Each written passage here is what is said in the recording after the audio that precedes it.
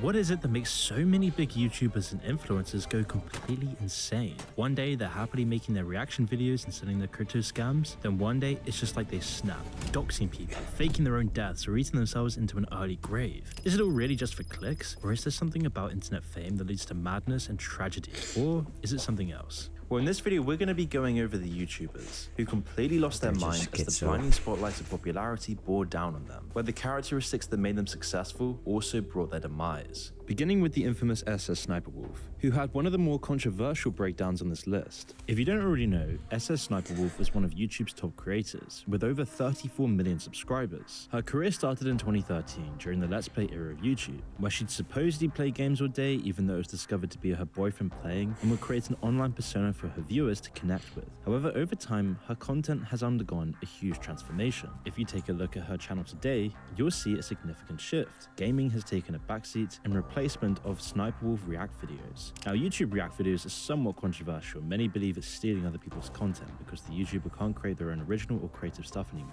And one of the people who called SS Sniper Wolf out on this was Jax Films. In October 2022, Jax Films created a second channel called JJ Jax Films. The channel was created simply to mock her inability to react as a reaction influencer, duplicating and dubbing her work. He then calls SS Sniper Wolf out on copying content, which frustrated Sniper Wolf, one of the biggest creators on the platform, for more than a decade now. But as all people in controversy do, she continued doing the same thing, pretending nothing had happened. But more and more months went by, with JJ Jax Films continually posting videos mocking her, and Sniper Wolf hit her boiling point, which reached a head on the 22nd of June 2023, when YouTube promoted SS Sniper Wolf's channel on Twitter, and Jack would post this reply, something that clearly tipped Sniper Wolf over the edge. As she finally replied, "I'm gonna start charging you 20% since you get your ideas from me. Satire is supposed to be funny. It's a way to undermine what I do. Bro just wanted an excuse to copy me thinking it would be easy money for him. He gave up because the videos ended up getting 30k views. Guess it's harder than it looks, huh?" For context, Jack Films made another channel where he copied my content for a few months thinking it would blow up and get millions of views. It didn't, now he's mad. Then in the comments, somebody commented that she steals ideas, to which he replied, 90% of what I upload are my ideas. People copy me and then people like you get confused, showing MrBeast reacting to the same video she did. And once again, this was an idea that Jack Films scoffed at, replying saying, "I invented reacting to other people's TikTok. Anyone else is copying me. Incredible mental gymnastics. Hey at YouTube, at VidCon, you sure you're okay boosting her? Are you absolutely sure?" And then the feud between the two continued. Clearly SS Sniper Wolf was upset about the situation, but Jack Films was not willing to back down. And that's when things took a darker turn, and the cracks in SS Sniper Wolf's personality started to show. On October 14th, 2023, SS Sniper Wolf put out an Instagram vote asking if she should go to Jack Films' house, as it is 5 minutes away from where she is shooting with a poll. The poll filled up with the option to head to Jack Films' house, and so not long after, Sniper Wolf put a video of his private home on Instagram with a quote, "Let's talk like adults." A move like this is stalkerish and unacceptable. Sniper Wolf doxed Jax Films, completely going against YouTube and Instagram's guidelines, and possibly against the law. Not to mention, this is just absolutely batshit insane. But above that it's not acceptable, when it comes to YouTubers, it's even more worrying, as famous YouTubers have a history of their fans doing crazy things like breaking into YouTubers' homes. In this instance, Sniper Wolf had called Jack Films out to her 5 million Instagram followers and 34 million YouTube subscribers, revealing the home of his family and children.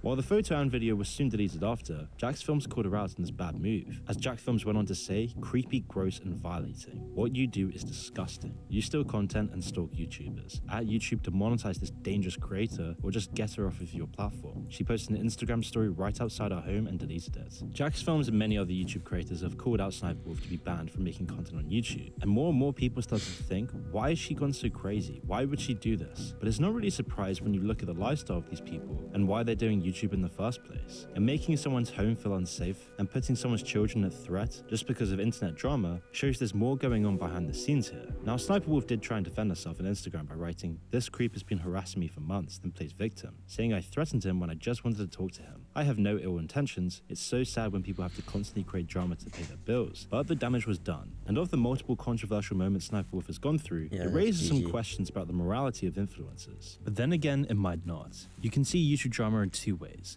Either as a calculated ploy for attention, or as an outburst from emotionally mature adult children given their own platform. Often, it's a mixture of the two. But why does it happen? If it's all just a scheme, it's clear that it works in the short term. More people have been talking about SS Sniper Wolf over the past week or so than ever before. And with attention as the default currency online, you can't understate how valuable this is to these kinds of YouTubers. But it does have potential to backfire. One nasty scandal can end a career. As we've seen countless times before, James Charles lost around 3 million subscribers for his scandal until he clawed them back. Shane Dawson lost over 1 million after his assault allegations came out. Do it too many times and you can get the wrong kind of reputation as well. Grade A Under Ray had a thriving channel that was every YouTuber's dream, but he threw it all away after getting involved in petty drama time and time again. And for larger creators like SS Sniper Wolf though, it rarely proves fatal. Logan Paul and his pretty much monthly scandals prove that. With little risk and high reward, it's unsurprising that she would go to these lengths, especially with YouTube backing her up. Although you do get the sense it wasn't planned. That can also be explained. Getting famous on YouTube, especially for something as vacuous as reaction content, is a huge ego trip. If millions of people tuned in whenever you watched a YouTube video, then it would stand as living proof that your opinions of things is much more important than anyone else's. At least that's a way you could easily see it if you were constantly drunk on views and advertising money for doing pretty much nothing. And with Jack Films' jokes about the whole situation, you can only imagine this building up in her mind until it resulted in the doxing incident.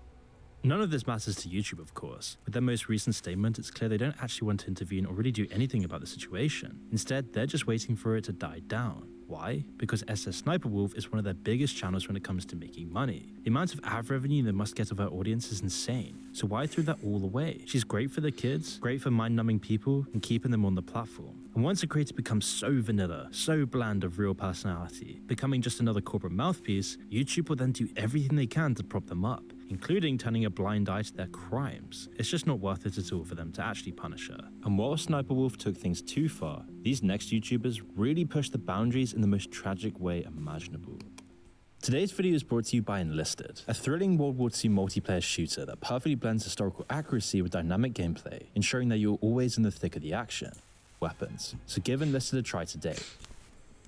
You see, this is Mona Lisa Perez and Pedro Ruiz, and they were involved in one of the most jaw-dropping cases that really makes you question the lengths some people are willing to go for clout. You see, the two had a family lifestyle YouTube channel where they'd post prank videos and vlogs, and they had a 3-year-old daughter. Unfortunately, despite making videos regularly for a year, the channel really wasn't gaining that much traction. So Pedro wanted to try something new. After months of convincing his pregnant girlfriend Mona Lisa, on June 27, 2017, Pedro Ruiz was ready to shoot his first YouTube video for a new channel called Damn It Boy. Pedro wanted it all to be extreme videos and wanted to start the channel with a bang. Mona Lisa shared a somewhat concerning tweet that said they were about to shoot the most dangerous video ever, but she wanted to make it clear that it was Pedro's idea, not hers. Little did they know that this statement would turn into a tragic reality. The idea behind the video was that Mona Lisa would shoot a .50 caliber Desert Eagle at Pedro's chest. But don't worry, Pedro felt that if he held up a book in front of him, all would be okay, and the book would stop the bullet. It was an incredibly reckless idea, and the rule of thumb with any weapon is that you don't ever point at it at somebody or even shoot in the direction of that person. But Pedro was confident in the stunt. He would do anything for more views and subscribers. However, at Mona Lisa's request, they did test out how well it would work. In their trial run, they used a thick encyclopedia and set it at a decent distance. In this test, the bullet was actually stopped by the book, which gave Mona Lisa a strong sense of security in the stunt. So Pedro held a hardcover encyclopedia in front of his chest, and they believed that this book would stop the bullet, just like it had in their practice run. And the book was not as thick as their test book, and so as you can probably guess, things didn't go according to plan. The Desert Eagle's pistol bullet didn't stop at the book, and it went right through and struck Pedro in the chest. In a state of panic, Mona Lisa called 911, but it was already too late. Pedro passed away before he could even be airlifted for medical treatment. A tragedy unfolded in front of their 3-year-old daughter, and Mona Lisa was arrested immediately. Following the shocking and tragic incident, Mona Lisa was sentenced to 180 days in jail for manslaughter and banned from ever owning a gun again. She gave birth to a baby prior to her sentencing, but this was a pretty sad situation for a mother to be and a 3-year-old daughter. While it might just seem like this was an extreme case of stupidity to blame, there's something else going on as well. I mean, we've talked before about how social media and being online always rewires your reward mechanisms. Likes and shares burrow their way into the human psyche. Just as they're designed to, going to work on your brain's innate social programming. And cases like this show how far they can go, how mindless the pursuit becomes. If either Pedro or Mona Lisa had thought for 1 second, they would have realized how careless their plan was. Even holding the book in front of their arm and leg would have been so much less dangerous, but they were completely blinded by the likes and the hits they would get from the video. The potential of internet fame occupied their minds so much that they forgot about everything else. A warning sign to always keep one eye on reality, even if he'd obviously never go as far as Pedro did.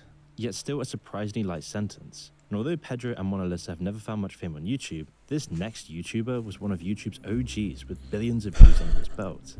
I'm talking about JStation, a YouTuber primarily known for his extreme and often shocking content. And he gained popularity by creating videos centered around dark and sometimes unsettling themes, such as 3 AM challenges, paranormal activities, and other sensational topics. In many of his videos, he'd go as far as doing something that was against the law. While many people question the legitimacy of most of his challenges and content, the content was extremely popular, with the channel gaining around 40 to 50 million views every month. In one video, he was caught hiding in a mall after he had closed while filming a 24 hours in a mall video. For this, he would be arrested and charged. YouTube even stepped in explaining that he had violated their guidelines and demonetized his channel. But Jason simply opened a second channel to get monetized again. But this was just one of the many controversial videos made by I'm JStation. But on January 21st, 2020, Jason experienced one of the worst things a person can go through. In a video titled "Saying Goodbye to My Dead Girlfriend," he explained that his girlfriend Alexia, whom he'd been with for some time now, had passed away tragically in a car crash. In the video, he was crying. Something like this could spiral anybody into a place of depression, enough to do something stupid. But in the video, he spoke about how Alexia's death wish was for the channel to reach 1 million subscribers. Her dream was just to get 1 million subscribers, and we were so close to doing that, guys.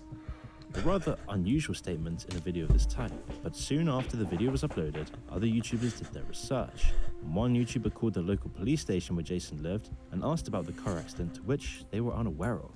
No, I don't have anything by that name on the system. So, in Toronto, nobody by that name specifically has suffered any form of death, right?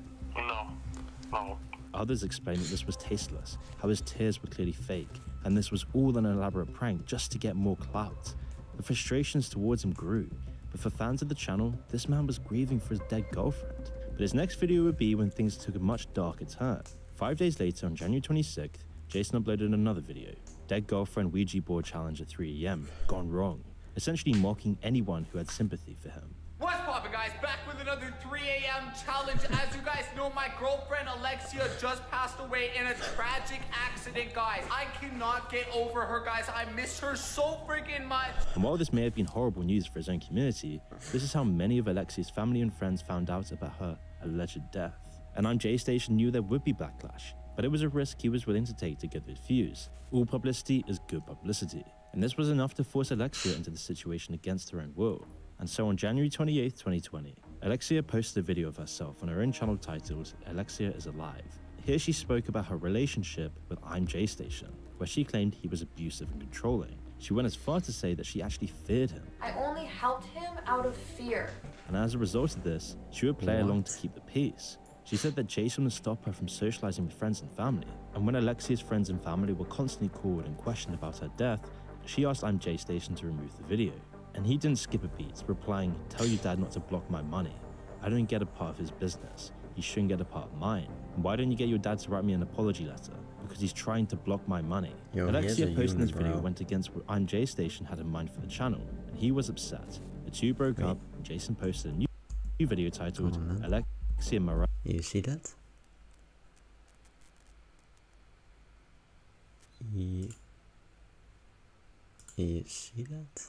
I know exposed the it's kind of vague, but bad side of her, you can where see, he right? claimed she had been a willing participant in the death posts and had benefited from the money that came in from the posts. He had even provided footage of Alexia helping him and made a side comment that his fans were delusional. I don't really appreciate you talking shit about me to my fans after I try to help you succeed. No fans, they're young kids who are delusional. At this point, it was just airing each other's dirty laundry, and other parties looked bad. But that doesn't excuse the fact that there were other factors that seemed to corroborate that Jason was indeed an abusive liar. Stories came out from another ex-girlfriend. I made sure to stay up all night because I was paranoid. I wasn't sure what he was going to do. And he was exposed for lying again about his apartment being broke into. People just ran in my house and messed me up, like super bad, dumb. yo.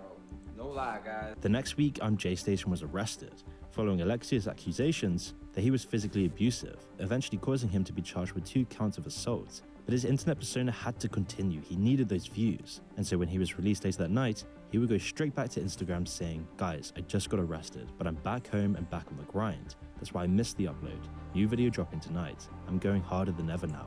Love you guys. Clearly having no remorse or care for what he did, with his account eventually being suspended again on March 12, 2021. JStation is a clear example of a different reason why so many YouTubers and influencers go off of the rails. Shocking content that goes further than anyone else is what plays well. The perfect drama and prank YouTuber would get as close to breaking the law as possible while still making content. That and they'd fake as much content as possible. JStation's video, We Bought a Slave of the Dark Web, is a clear example of something that does both. Other creators that play it too safe don't even get heard of. It's a genre of video and creator that rewards outrage, shock tactics, and being generally unaware of how ridiculous what you're doing is. If these are the ways that drama influencers and these celebrities are chosen, then it's no surprise that a lot of them go off the rails. You need to be completely self-absorbed, egotistical, and in your own little world to even get there in the first place. So when these people get handed audiences in the hundreds of thousands or even the tens of millions, the rest is inevitable. The views and the money fuel their already massive egos, spouting their bloated opinions into their USB microphones to flatter their groaning sense of self-importance, and so they start thinking they can get away with everything. Of course, it's never enough. The essential problem with these drama and prank channels is that they need to keep upping the ante and going even further. Otherwise, their audience will just move on to the next channel doing exactly the same thing, creating a cycle of going further and further. Eventually, they go too far, and their channel either gets suspended or they get in trouble with the authorities, as seen in JStation's catastrophic fall. While I'm JStation went through some extreme situations to get views, this next YouTuber has changed his entire life to keep his audience happy. This is Nicholas Perry, and many of you will know him by the name Nakado Avocado. He started making YouTube videos when he moved to Colombia to live with his boyfriend Orlin. His average video was him simply playing some violin, speaking about his vegan lifestyle, and vlogging. Although he gained some following, his real claim to fame was diving headfirst into massive food feasts. He's what they call a mukbanger, which, if you didn't know, is originally from South Korea and means something like eating broadcast. In his first mukbang, it was all healthy vegan food and something Nicholas expected to be a once-off video. But it quickly popped off, and he gained over 50,000 views within the first few weeks of the video being up. In all of his regular uploads, his fans would comment asking when the next mukbang video was coming out. Hungry for views and clout, he'd eventually upload another mukbang video, and once again it did very well. Soon enough, all of his uploads were some form of mukbangs, and he'd eventually stop being a vegan, citing health issues. Nicholas clearly loved drama, and many of his videos have clickbait titles such as Why I'm Leaving My Husband, and Caught on Camera Almost Stabbed at Jack in the Box, not for kids. But over the next few years, he would make millions from this, becoming a huge notorious YouTuber. But with this enormous success and growth came a decline in both his physical and mental state. You see, when he started these mukbang videos, Nicholas weighed just 155 pounds or 70 kilograms. Nicholas believed that he could do all these mukbang videos without picking up weight because he had a fast metabolism, so he hadn't really been keeping tabs on his weight. But one day, about a year into his mukbang career, while he was filming himself, he decided to eventually step onto a scale. And there, it was a bit of a shocker. He'd crossed the 200-pound, about 90-kilogram mark, and you could practically see the disbelief written all over his face. You guys, I'm 200 pounds.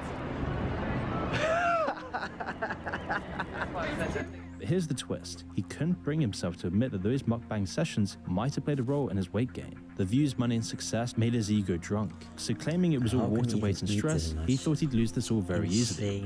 I'm hoping, I'm praying that this is just water weight.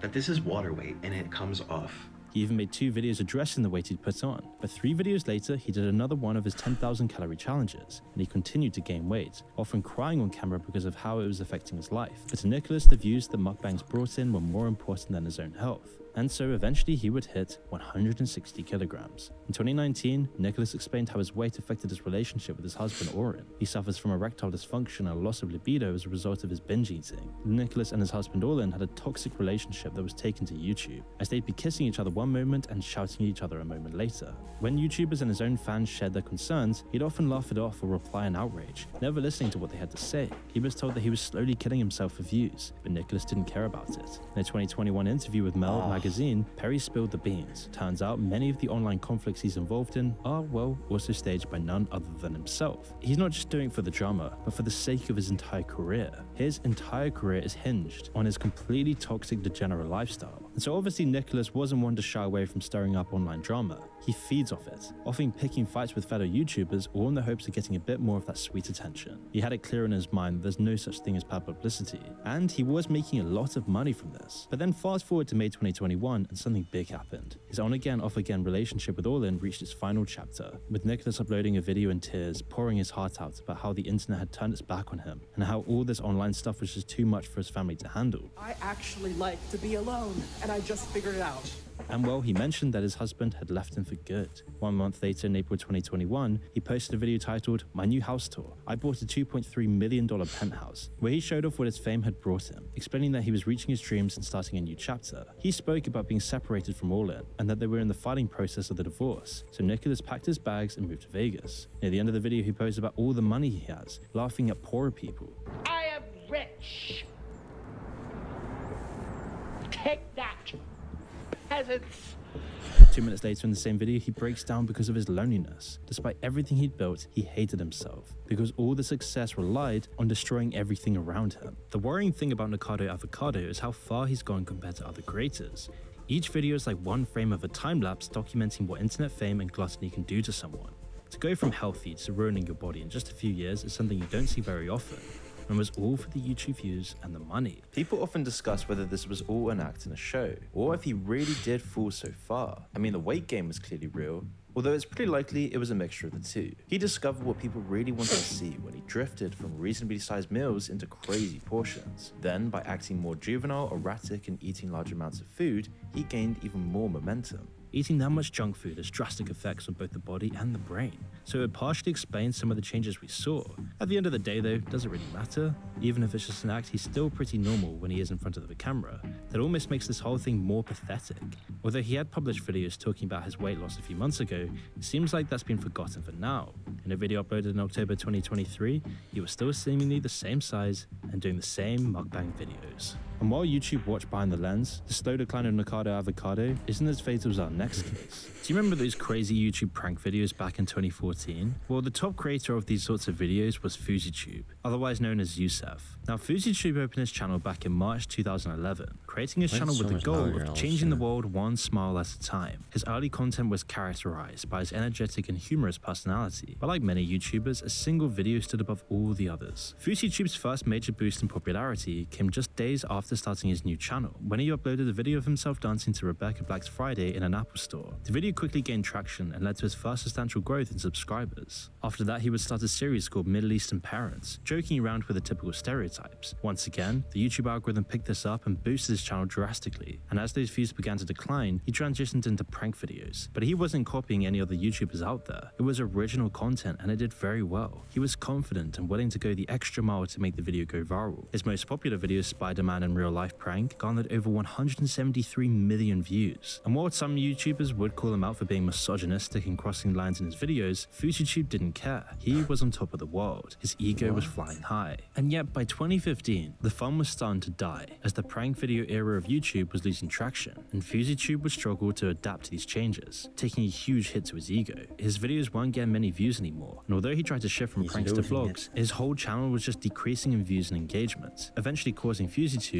to speak about his mental health issues, as he shared his struggles with his audience, including moments of depression and manic episodes. Everything begins within. Like, no matter how much medications I take, no matter how much help I seek, no matter who I reach, until I internally tell myself, like, yo, you got to do this for you, you got to start getting better, you got to fix your mental approach, it's never going to change. So I'm still in that process now. Like, me coming here is such, like, if you want to look at wins, I've had to look at my small wins. Me going to the gym was like a victory in my life because of how much I wasn't doing and how much I was struggling. But not only was his reputation declining rapidly, but FouseyTube also came forward explaining how his revenue dropped by nearly 95% of what he would usually make from YouTube ads. I lost well over $1 million. Wow. Yeah. So that's how you kind of burned your save. That was the first big hit, yeah. All of these things were compounding with an already mentally unwell man, and he would hit one of his many rock bottoms. But in July 2018, FouseyTube would organize what he claimed to be the best YouTube event ever. This was his chance to gain relevancy once again, claiming this event would be the next Coachella, Hate Dies, Love Arrives, where he would get fellow influencers to promote the event, including Logan Paul, Roman Atwood, and Keemstar, promising fans big names like Drake and Snoop Dogg, and the event was free. But when when everybody arrived, it was nowhere near what they'd promised. As it was about to start, a bomb threat was called in, forcing everybody out of the building and into the car park. So not only did it fail to live up to expectations, but Fuzi's erratic behavior during the event was criticized by his community and other YouTubers. And apparently one of the most appalling YouTubers, FuziTube, saw TanaCon and thought to himself, yeah, I can do that, but worse. Taking another dent to his huge ego, and he'd later admit to never even speaking to Drake before, meaning the promise of Drake coming to the event was never even a possibility. This was just all to gain relevancy again. But once everybody arrived in the parking lot, Fuzi would do everything he could to boost his ego, telling everyone about his ambitions as a content creator and his mental health struggles. I invested all my money into this event, and I did it for free. My accountant said, Yusuf, where are you gonna make your money? I said, that's not a problem to me. I didn't care. But many of his fans were now expressing concern for his mental well-being, telling FuziTube to take a break from the public spotlight to prioritize his mental health. But this only made him more angry. So when Keemstar tried to step in and help FuziTube had a manic episode in front of all of his fans, claiming that Keemstar made him want to commit suicide. I have bipolar and depression. That what you put into my head made me want to kill myself. Multiple YouTubers stepped in, both concerned for his own health and for his influence as a YouTuber, leading him to another rock bottom, as he would take a year-long break from YouTube after the event. And when he returned, he would never be as active. Until recently, when about a year ago, FuziTube started live streaming whatever he was doing, every single day. He claimed that he was in a better place mentally now, and that his audience no longer had to worry about him. But as soon as the views started coming in again, viewers would start to notice his old manic state habits. As FuziTube started to lose his mind again, his viewers only increased, almost motivating FuziTube to do even crazier things and act in even worse ways, anything he could do to boost his ego. Everybody around him was encouraging his downward spiral, and in August 2023, while on stream, FuziTube met a drunk woman at an airport. On the stream, viewers could see that she was clearly hammered, off her mind. FuziTube and the woman started speaking, and she opened up about a tragic event that she had gone through where she had been a victim of human trafficking. So a lot of the women I used to mess with were sex trafficked, and I was like shit about it. Not too long after, the stream ended, but about 10 minutes later, FuziTube started his live stream again and bragged about how he had just had sex with a drunk girl in the airport bathroom. I just joined the Mile High Club. And I know it doesn't count as the Mile High Club because I was in the airport, but I still joined it. I swear to God, I swear on everything I love. I swear on everything I love. I just joined the Mile High Club in the airport, in the men's bathroom. Anything to boost his own sense of self-worth. Even if it meant exploiting a woman in a bathroom, it was still good for his ego. But his community were disgusted by this, defending the lady that he had taken advantage of. But things took an even greater decline on August 23rd, as he screamed for almost the entire day and assaulted 2 people while on stream, having another manic episode. In the video, FuziTube checked into a hotel and called the cops while on stream, claiming a troll was near him with a gun to his head, ready to pull the trigger. There's a gun to my head right now. There's a gun to my head. Oh, ma'am, he left. Ma'am, he left. There's a gun to my head. Help, get them. Help, ma'am, Intercontinental, what's my room number? Help, tell me, 2027. You could see he was losing his mind, and the viewers continued to pour in. Eventually, the police had to show up and arrest FuziTube in his manic state, ending the stream and possibly his entire content creator career. One worrying aspect of these kinds of YouTubers that often gets overlooked is their effect on the young and impressionable. It's no secret that these channels often have incredibly young audiences. Generally, kids are the only people who can bear to watch them.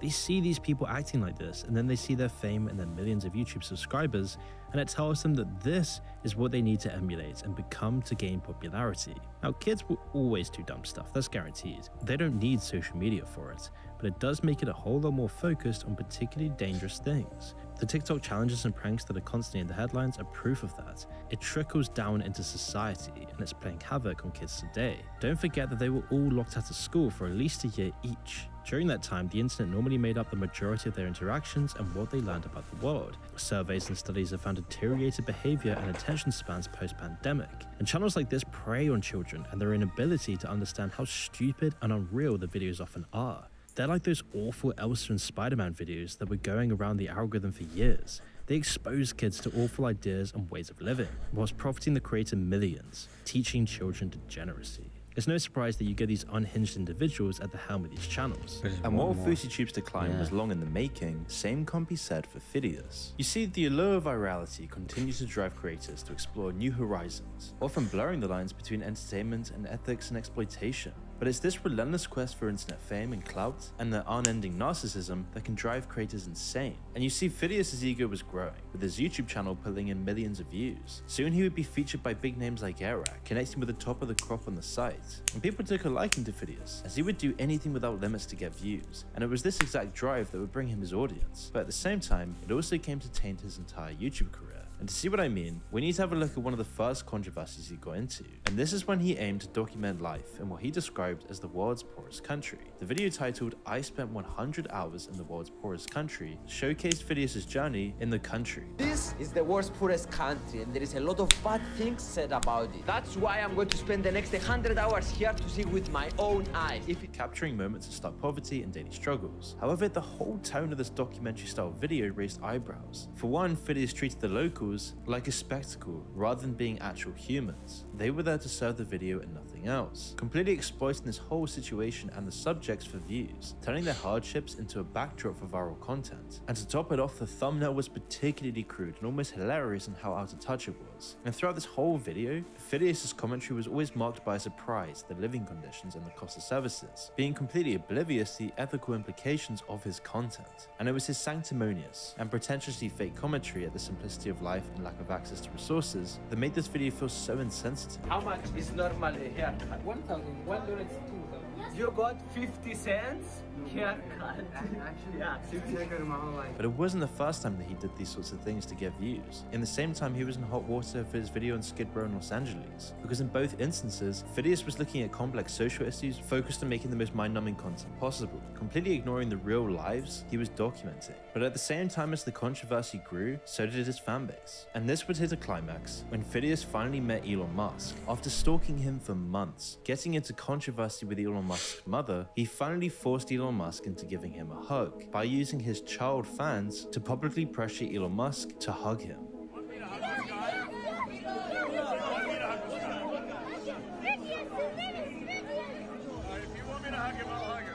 And as he kept getting rewarded for this kind of content, it was no wonder what he would do next. Eventually, as his channel started plateauing, he needed something new, something daring, and this would come with his most recent controversy, when Phidias, already under scrutiny for his pompous, egocentric ventures, decided to embark on a new challenge, traveling across Japan without spending a dime. The video titled "Traveling Across Japan for Free" showcased Felix and 3 other YouTubers engaging in a series of questionable activities, all in the name of views and clout. The video begins with Phidias asking strangers for money to cover his bus fare, a move that sets the tone for the rest of his journey. And as he goes across Japan, Phidias resorts to hiding in train toilets, evading ticket inspectors, and even running from the authorities when confronted.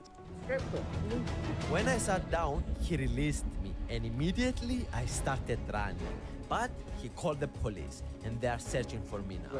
The video captures the essence of his reckless pursuit, as he documents every step of his illegal adventure, being completely oblivious to the legal and ethical implications of his actions. And this time his narcissism was so on the nose, with this whole video being a blatant display of disrespect and disregard towards Japanese culture and their legal system. Everybody online was criticizing it, exploiting the kindness of strangers for views, was just so out of touch it was almost funny, but also alarming at his character, constantly treating the people in his videos more like subjects to give him views, nothing else. And it was the same condescending tone throughout all of these videos and his lack of genuine respect that fueled the backlash against his content. Eventually it got so bad that he actually had to take down the video and apologize. And whilst it might seem like he finally learned a lesson, it's doubtful. This cycle of always being in the limelight, all publicity is good publicity mindset, is exactly what feeds these egocentric actions in the first place. And a special thanks to Enlisted for sponsoring this video. Make sure to click the link in the description below to check them out today. All of these people are warnings to the ones that come after them, but none of them will listen, of course. As long as the algorithm keeps promoting these channels and people keep watching them, this cycle will never end.